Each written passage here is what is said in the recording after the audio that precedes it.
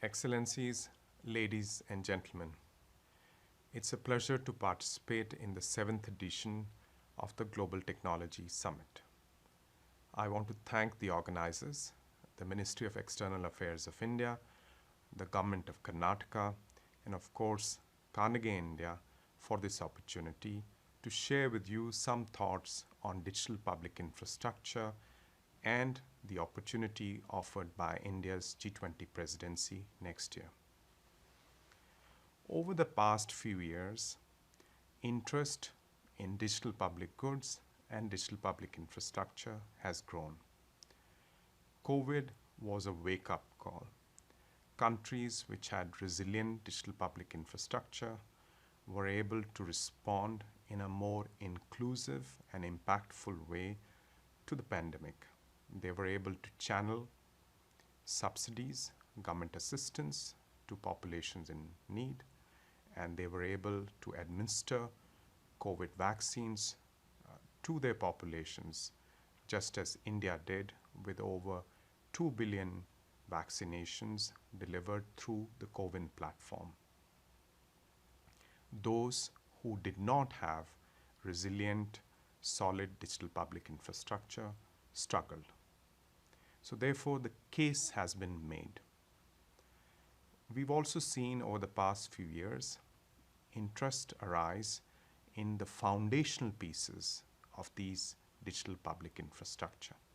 For instance, a digital ID for everyone, particularly for those who've not participated because of their weak socioeconomic status or situation in the traditional economy based on bank accounts or other forms of individual identification and empowerment.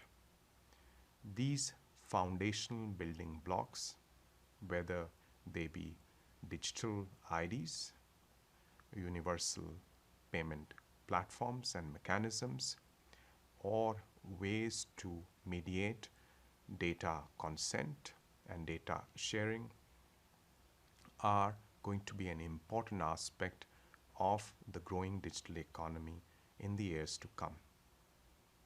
Many countries around the world, including India, have shown how this can be done, have shown how this can be done in an inclusive manner, in ways which are respectful of human rights and of human agency, and in ways in which both the public sector and the private sector can coexist on this digital public infrastructure.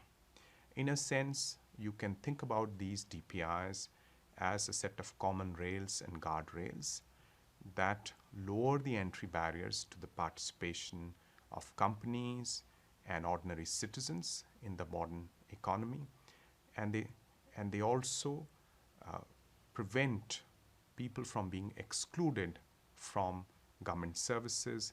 In fact, on the contrary, they bring the benefits of these government services to larger and larger sections of the population. Now, the context is there, the opportunity is there. How do we go forward, particularly in the light of this very important and interesting development where India takes over the G20 presidency from Indonesia, and India is followed by Brazil and South Africa, two other large developing nations with complex social and economic challenges, but also plenty of digital maturity.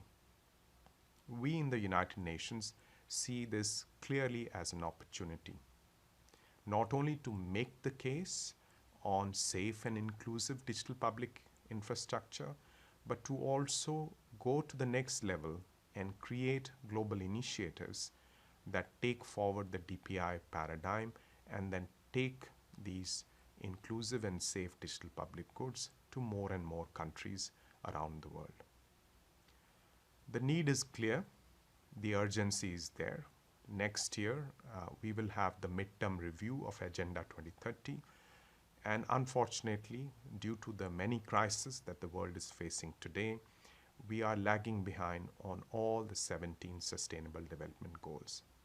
Therefore, we have an opportunity to accelerate progress on the SDGs by harnessing the ongoing digital transformation and by leveraging digital public infrastructure and digital public goods to make sure that the progress is not uneven, that the progress is rapid, impactful, and inclusive.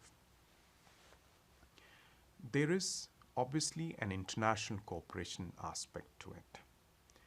If we can come together around digital public goods, around digital public infrastructure, in the current scenario where you have tech wars, where there is lack of trust, and where it is increasingly difficult to find common consensus, I think that will be a big boost for multilateralism. It'll also be a big boost for multi-stakeholder partnerships because digital cannot be done by governments alone.